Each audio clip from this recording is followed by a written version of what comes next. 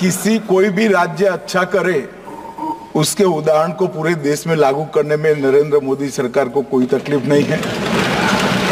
परंतु मैं मानता हूं कि देश का कोई राज्य नहीं चाहेगा कि पश्चिम बंगाल का मॉडल वहां अपनाया जाए।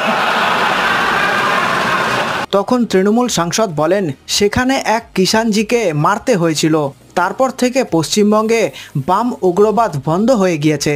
আমি স্বরাষ্ট্রমন্ত্রীকে জিজ্ঞাসা করতে চাই যে তিনি পশ্চিমবঙ্গের মডেল কি খতিয়ে দেখবেন আর সেটা ছত্তিশগড় এবং অন্যান্য রাজ্যে প্রয়োগ করবেন, কারণ এরা নিয়ন্ত্রণ করতে পারছে না। এর জবাবে হেসে স্বরাষ্ট্রমন্ত্রী অমিত শাহের তির্যক জবাব, যে রাজ্যই যা ভালো কাজ করে সেটা সারা দেশে চালু করতে নরেন্দ্র মোদী সরকারের কোনো সমস্যা নেই। তবে আমি বিশ্বাস করি যে কোনো রাজ্যই চাইবে না পশ্চিমবঙ্গ মডেল সেখানে চালু হোক। ভাই ভাবতে পারছিস একসঙ্গে 26,000 ক্যান্ডিডেট